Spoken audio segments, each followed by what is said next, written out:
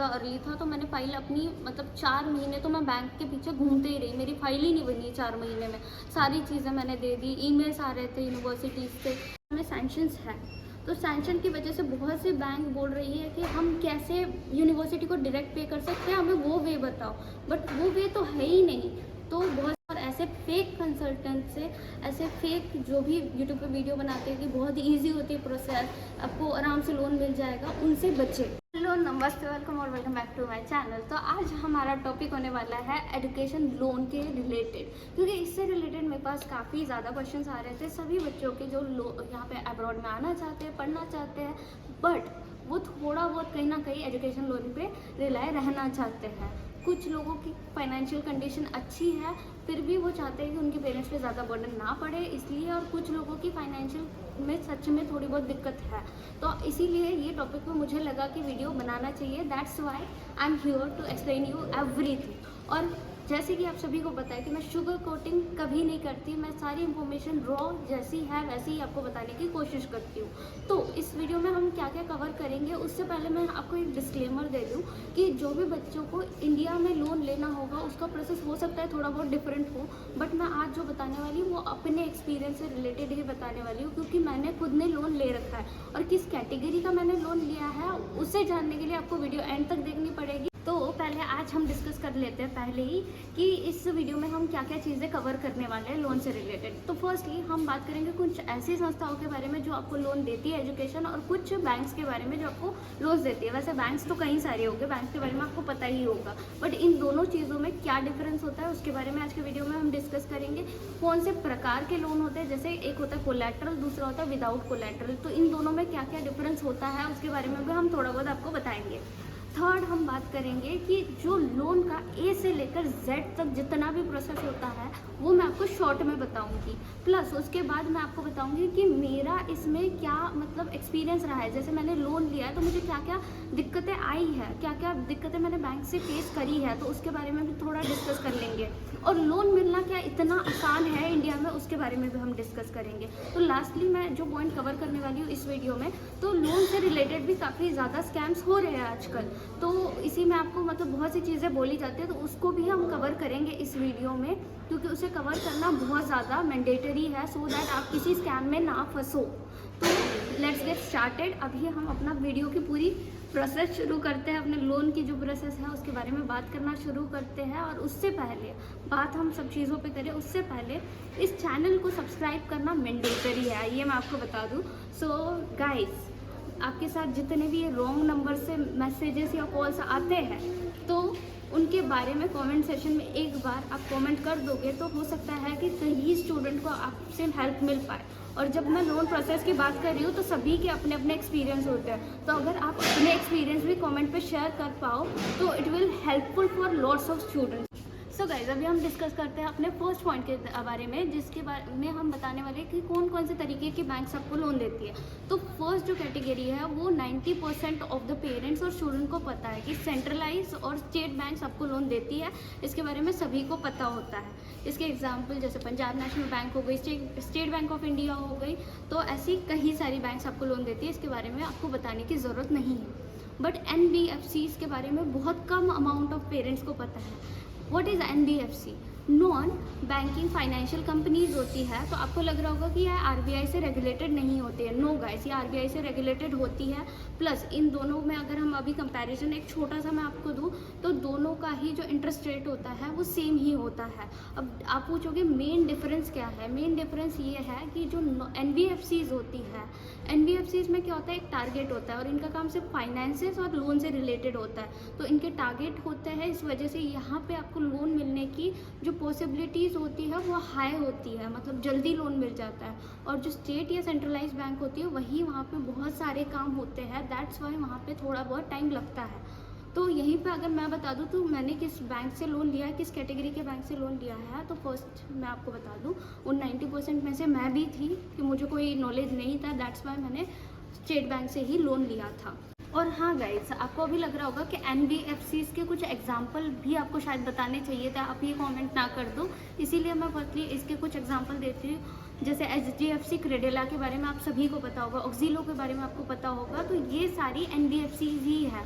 तो आप यहाँ पे भी जाके जब भी लोन के बारे में आप देख रहे हो, एक बार स्टेट बैंक या सेंट्रलाइज बैंक में देख रहे हो, तो एक बार आप NBFCs में भी जाके देखो कि वहाँ का भी प्रोसेस क्या होता है, सो दैट आपको क्लियरिटी आए कि आपको कहाँ से लोन लेना चाहिए, आप एक डिफ्रेंशिएशन अपने माइंड में बना पाए। सो गाइज, अभी हम बात करते हैं documents required for study abroad. तो जितने भी डॉक्यूमेंट रिक्वायर्ड होते हैं मैंने अलग अलग बैंक के आपके स्क्रीन पे लगवा दिए हैं, ठीक है। तो अभी इसके बाद आप वेरी मोमेंट आपके लिए ये जानना ज़रूरी हो जाता है कि आपका लोन किस कैटेगरी में बैठेगा। तो वो कैटेगरीज के बारे में हम थोड़ा सा डिस्कस कर लेते हैं। एक होती है कोलैटरल वाली, एक होती है विदाउट कोलैटरल वाली। तो कोलैटरल में आपकी जितनी भी प्रॉपर्टी पेपर होते हैं या कोई भी जो भी आप एज अ कोलैटरल रखना चाहते हो, वो उसके जितने भी डॉक्यूमेंट्स हैं वो पूरे क्लियर होना चाहिए अकॉर्डिंग टू बैंक।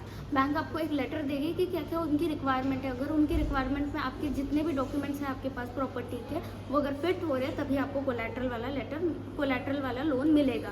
और वो भी देखा जाएगा यहाँ पे, अगर कोलैटरल वाला मिलता है तो कि आपको अगर 30 लाख का लोन चाहिए तो आपकी प्रॉपर्टी की वैल्यू कितनी है वो भी देखी जाती है आपके घर आके या वो प्रॉपर्टी देख के। अभी विदाउट कोलैटरल की बात करें तो 70% MBBS जो यहाँ से कर रहे हैं बच्चे या अब्रॉड में जितने भी बच्चे पढ़ रहे हैं उनका विदाउट कोलैटरल वाला ही लोन होता है, क्योंकि इस कैटेगरी में फिट नहीं हो पाता किसी ना किसी रीजन की वजह से।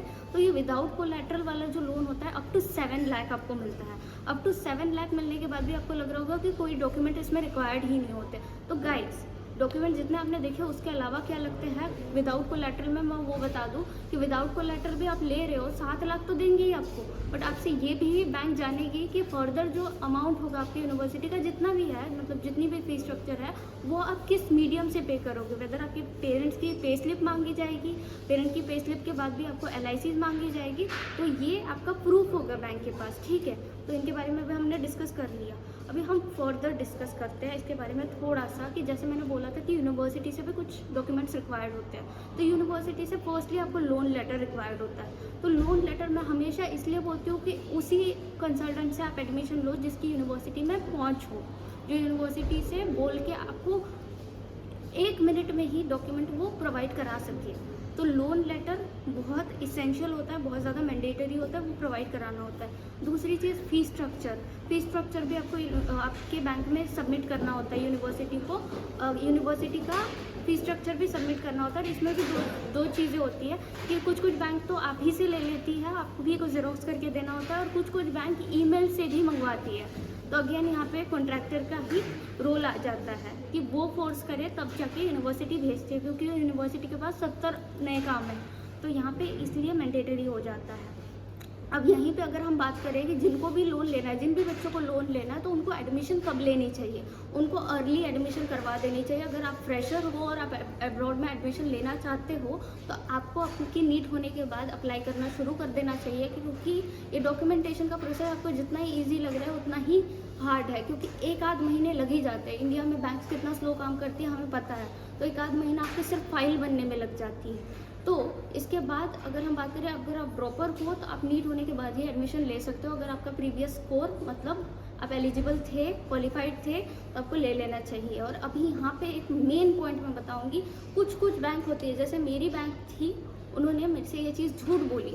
अगर आपके साथ भी ये चीज़ हो रही है तो आप कमेंट सेक्शन में मुझे बता सकते हो कि उन्होंने बोला कि हम आपको लोन दे देंगे, बट उन्होंने ये नहीं बताया, मुझे कभी नहीं बताया कि विद्या लक्ष्मी पोर्टल भी फिल करना होता है। जैसे आप इंक्वायरी ले रहे हो, चाहे आप NBFC से इंक्वायरी ले रहे हो या स्टेट या सेंट्रल बैंक से मतलब इंक्वायरी ले रहे हो, उसके बाद आपका काम क्या होता है कि जिस भी बैंक से आप सेटिस्फाइड हो, जिस भी बैंक से आपको लग रहा है कि आपको लोन मिल सकता है, प्रोसेस स्मूथ हो सकती है, तो आप उस बैंक के बारे में मतलब पहले विद्या लक्ष्मी पोर्टल में उस बैंक को फर्स्ट प्रायोरिटी दो, और विद्या लक्ष्मी पोर्टल का भी फॉर्म आपको उसके साथ लगा के देना पड़ता है। तो इससे क्या होता है, इंटरेस्ट रेट जो है वो कम लगता है आपको, या तो बैंक जब देती है ना तो इंटरेस्ट रेट थोड़ा बहुत ज़्यादा होता है कंपेरेटिवली। सो गाइज अभी हम डिस्कस करते हैं लोन के प्रोसेस के बारे में, लोन की प्रोसेस कैसे होती है। तो पहले ही यहाँ पे मैं एक आपको इन्फॉर्मेशन दे देती हूँ, छोटी सी इन्फॉर्मेशन है बट बहुत यूज़फुल है। अगर आप NBFC से लोन नहीं ले रहे हो और स्टेट या सेंट्रल बैंक से ले रहे हो किसी भी लोन, तो आपको यहाँ पे एक चीज़ जानना ज़रूरी है। अगर स्टेट या सेंट्रलाइज बैंक से ले रहे हो तो उसके हेड ब्रांच से ही आप लोन प्रोसीड्यूर जितना भी होता है वो कराओ, क्योंकि वहाँ पे ना दिक्कतें थोड़ी कम हो जाती है। क्योंकि आप डिविजनल या सब डिविजनल ब्रांच से कराते हो तो क्या होता है कि फाइल आपकी जो जानी है अपेरेंटली वो हेड ब्रांच में ही जाएगी उसके बाद। तो अभी हम बात करते हैं डायरेक्टली प्रोसेस के बारे में। तो प्रोसेस में फर्स्टली मैंने जब जैसे आपको बताया था कि आप डॉक्यूमेंट सबमिट करते हो, डॉक्यूमेंट सबमिट करने के बाद आपकी एक फ़ाइल बनती है। फाइल फिर फर्दर ऑफिसेस में जाती है, हेड ब्रांच से भी उनके आगे जाती है, आगे वाले डिपार्टमेंट में जाती है। वहाँ पे सारी चीज़ों का चेक किया जाता है, वेदर मतलब यूनिवर्सिटी आपकी कैसी है, किस कंट्री में है, प्लस यूनिवर्सिटी का रिकॉर्ड कैसा है, ये सारी चीज़ें चेक की जाती है। उसके बाद सैंक्शन का प्रोसेस शुरू होता है। सैंक्शन जैसे ही लोन हो गया, सैंक्शन पेपर्स मिलते हैं आपको। सैंक्शन पेपर्स पे आपके साइन होने चाहिए बाकायदा। अगर आपके साइन नहीं है तो आपको मतलब एक स्टैम्प पेपर पे लिख के देना होता है कि जैसे ही माँ बाप को करना होता है ये चीज़, जो भी मम्मी या पापा के नॉमिनी हो तो उनको ये चीज़ करनी होती है कि आप स्टैम्प पेपर पे लिखते हो कि 1 साल का हमें मतलब टाइम चाहिए, 1 साल के लिए आप रुक जाओ, मतलब ये एकदम कैंसिल मत कर दो हमारा लोन, ताकि हमारे जब बच्चा आए तब वो साइन करके दे दे, क्योंकि उसमें किसी और की साइन चलेगी ही नहीं, आपको खुद को आके साइन कराना पड़ेगा और सेशन के बीच में से आप उठ के नहीं आ सकते। पर और इसके आगे हम जब बढ़ते हैं तो फिर क्या होता है, एक मॉरिटोरियम पीरियड होता है। मॉरिटोरियम पीरियड मतलब 6 साल की आपकी डिग्री हो गई, MBBS के बारे में बात करें हम लोग, अब्रॉड के बारे में 6 साल की आपकी डिग्री हो गई। तो यहीं पे एक मैं बात बता दूँ कि 6 साल की डिग्री के दौरान ही आपको अपना इंटरेस्ट रेट पे करते रहना पड़ता है हर साल, और ये इंटरेस्ट रेट ख़त्म हो गया आपका 6 साल में। फिर उसके बाद मॉरिटोरियम पीरियड मतलब 1 साल का आपको रेस्ट मिलता है, मतलब वो 1 साल देते हैं कि आप जॉब करोगे या कुछ करोगे, यूल फिगर आउट कि क्या करोगे।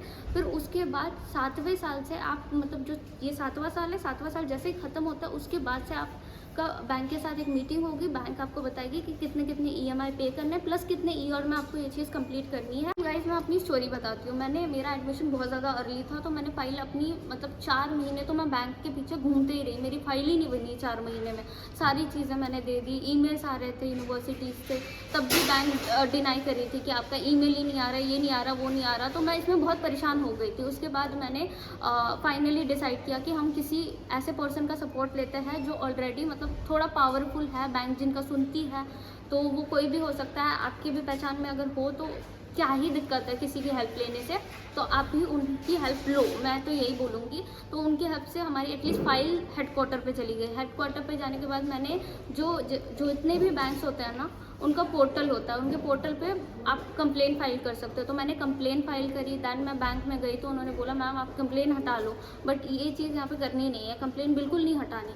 कंप्लेन अगर आप हटा दोगे फिर से आपका प्रोसेस जो है वो स्लो हो जाएगा। उसके बाद उन लोगों ने बोला कि आपकी जो फाइल है वो आगे जा चुकी है, हेडक्वार्टर से भी आगे जा चुकी है, जबकि ये झूठ था सरासर। फिर उसके बाद मेरा टाइम आता है, उन्होंने बोला मेरी चीज़ें क्यों रुकी। उसके बाद इस चीज़ के लिए रुकी कि मैम आपका इन्विटेशन लेटर नहीं आया। जिनको नहीं पता इन्विटेशन लेटर क्या होता है उनके लिए मैं बता दूं, बॉर्डर परमिट होती है जो कि वीज़ा के लिए रिक्वायर्ड होती है।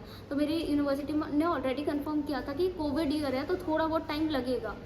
तो जब मेरा इनविटेशन भी आया उन्होंने बोला 2nd डे ही आपका हम लोग सैंक्शन करके दे देंगे, बट ऐसी कोई चीज़ हुई नहीं। और इनविटेशन लेटर जब आता है 45 डेज़ के अंदर हमें इस टेरिटरी के अंदर आना पड़ता है, 45 डेज़ रिमेनिंग होने चाहिए आई गेस। तो इस टेरिटरी में आना पड़ता है, रशियन टेरिटरी में, क्योंकि 45 डेज़ हमें अपना वीज़ा लगने में लगते हैं।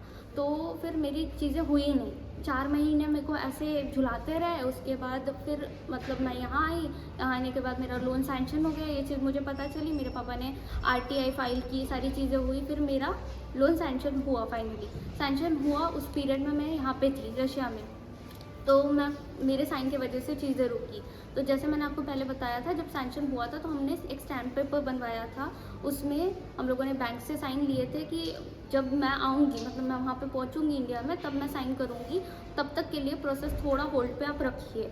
तो वो चीज़ें हुई, बैंक ने भी साइन दिया, बैंक ने कोऑपरेट किया वहाँ पे। और फिर उसके बाद जब मैं गई, मेरे साइन हुए, एंड दैन फाइनली मैंने अपने पे स्लिप दिखाई। जितने भी प्रीवियसली मैंने पे स्लिप मतलब जितने भी फीस जो थी वो मैंने पे कर रखी थी, उसके मैंने पे स्लिप दिखाई। दैन उसका मेरे को जितना भी बनता था उन्होंने मुझे दिया। यहीं पे मैं एक चीज़ बताऊंगी कि आपके साथ यहाँ पे क्या क्या स्कैम्स हो सकते हैं। तो आजकल मैंने ये बहुत ज़्यादा सुना है कि कंसल्टेंसीज प्रोमिसेस कर रही है कि हम आपको इजीली लोन दिलवा देंगे।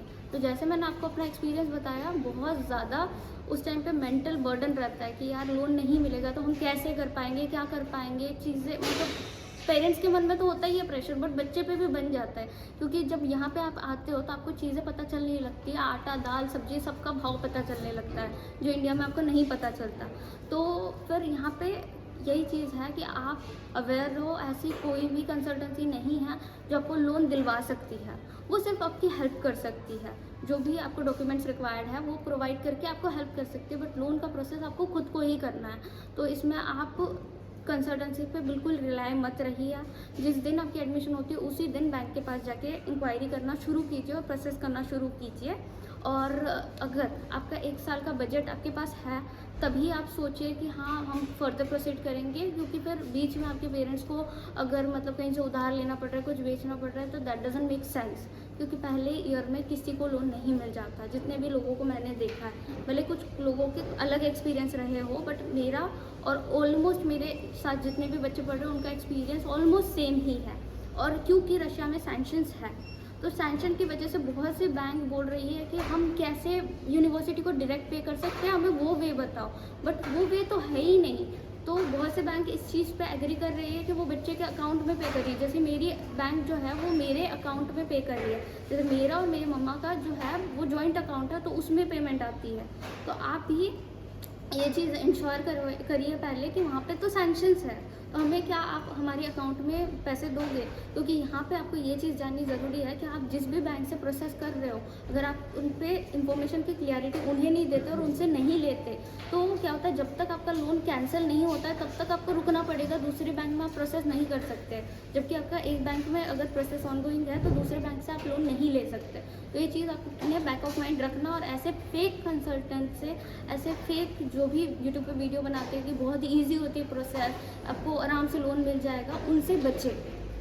मैं एक एक्सपीरियंस के द्वारा ही आपको बता पा रही हूँ, क्योंकि मेरा प्रोसेस इतना लेंदी रहा है, सबको इतना ही लेंदी रहता होगा मुझे जितना लग रहा है। क्योंकि इंडिया में हमें पता है कि लोन मिलने में कितना टाइम लग जाता है। तो दैट्स वाई सतर्क रहिए, सावधान रहिए और ऐसे लोगों से बच के रहिए तो ही अच्छा है। तो एट द एंड मैं यही बोलूँगी कि अपने एक्सपीरियंस आप बताने के लिए फ्री हो कमेंट सेशन में। And thank you so much for watching this video.